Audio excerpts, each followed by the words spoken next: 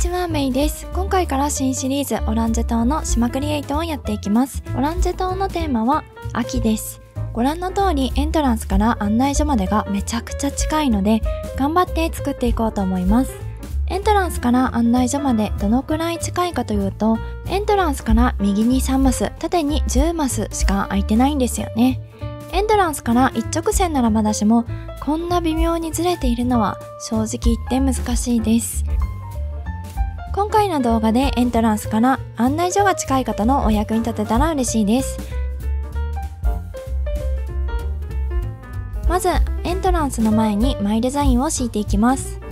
今回は道のマイデザインはなるべく自分で描いて、細かいパーツなどはお借りする、そんな感じでいこうと思います。今敷いている落ち葉の獣道は自作です。マイデザインのコードは概要欄に貼っているのと SNS でも公開していますので、もしお気に召しましたらお使いください。エントランスから案内所までこのようにぐるっと道を作っていきます。ちょっと遠回りさせて少しでも案内所を遠く見せる工夫です。案内所の横に川を作ります。なんで川を作るかといったら、エントランスから案内所までの要素を増やしたいからです。要素が増えるとどんなメリットがあるかというと、エントランスから案内所までの道の情報量が増えるので、少し凝った印象になるんですよね。道のマイデザインにしない理由も同じで、水面が揺れるという情報を増やしています。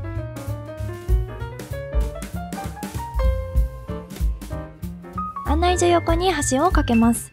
3回くらい島作りをしてきて、案内所横に橋を架けるのは初めてです。道の続きを作っていきます。獣道は考えながら作るときに最適だなと思います。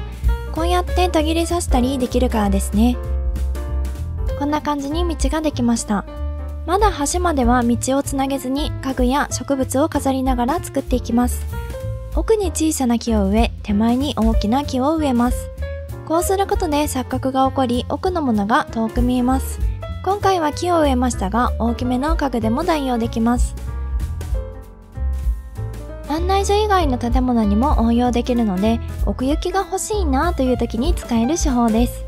前回紹介した落ち葉のマイデザインを敷いていきます。狭い場所に敷くときは敷き詰めて敷くとそれっぽくなります。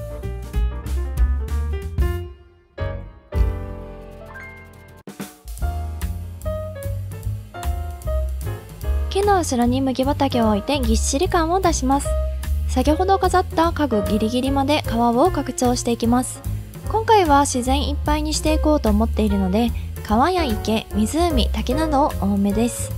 ブラック無糖はどうしたのと思っている方もいらっしゃると思います。ブラック無糖は夫のスイッチに入っているので、なかなか借りれる機会がなく作れずにいます。その代わりにオランジェ島を解体し新しく作っているという感じです。川の拡張が終わりました。こんな感じで広げています。秋色を大切にしたいので、あまり色を増やさないようにします。できればオレンジと同系色、もしくは無彩色、赤の反対の緑くらいですね。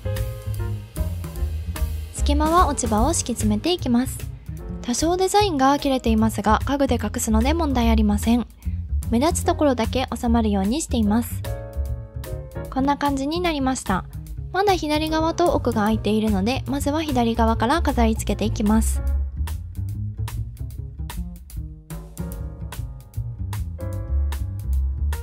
エントランス近くに自宅を建てました。エントランスの近くに自宅があると何かと便利ですよね。オランジェ島に着いた人はまず私のところへ。実質の支配者、島民代表名詞。自宅の前はエントランスから見える部分だけ整備します。いつも通り道はまっすぐに引かずに、くの字を意識しながら敷きます。家具の部分に落ち葉が入り込んでいるかのようにします。自宅前を今後整備する動画を出す予定です。その時は砂浜も一緒にクリエイトしようと思っています。どんな風にするかは未定ですが、自宅の部屋の作り方の動画も合わせてできたらいいなと考えています。お気持ち程度の区切りに具を使います。道の続きを作っていきます。まっすぐだけどちょっとうねらせながら。キノコを置いて秋らしさを演出していきます。自宅の後ろがスカスカなので木を植えて高さを出していきます。この辺りだけはそんなに小さくする必要はないかなと思います。私は手抜き派なので、入り口付近だけ遠近法を使えてればいいやと思っています。こだわりすぎると私は嫌になって何もかもしたくなくなるので適度にしています。こんな感じになりました。左と奥を作っていない時に比べると奥行き感が出たと思います。端の奥がまだ少し開拓しがいがありそうなので開拓していきます。端の奥側の川を拡張していきます。役場の左側にちょっとした道を作りたいので川を左寄りにします。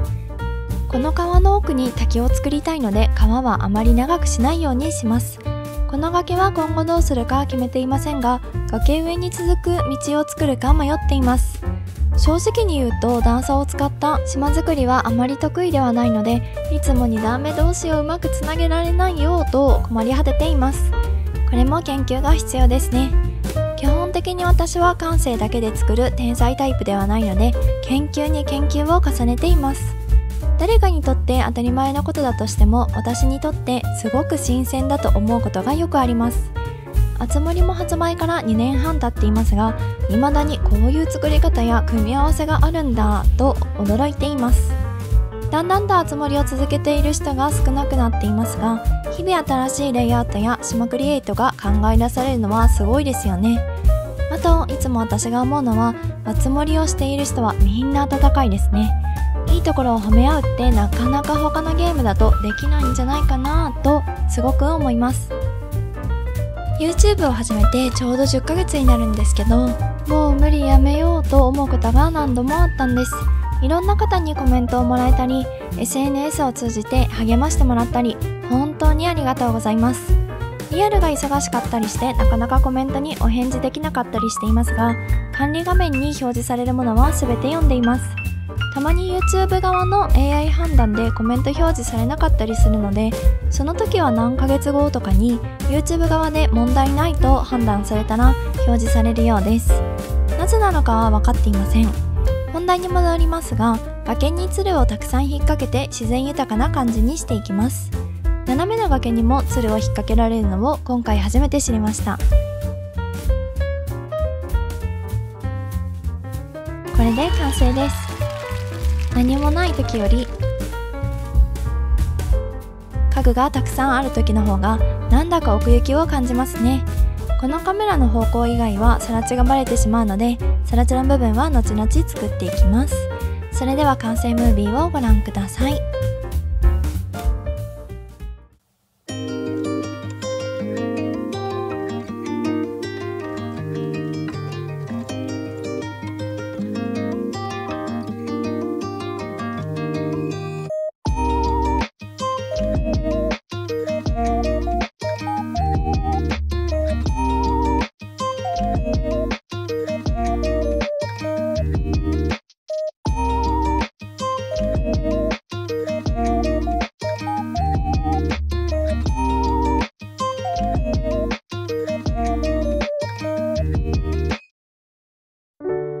新シリーズオランジェ島の島クリエイトはいかがだったでしょうか。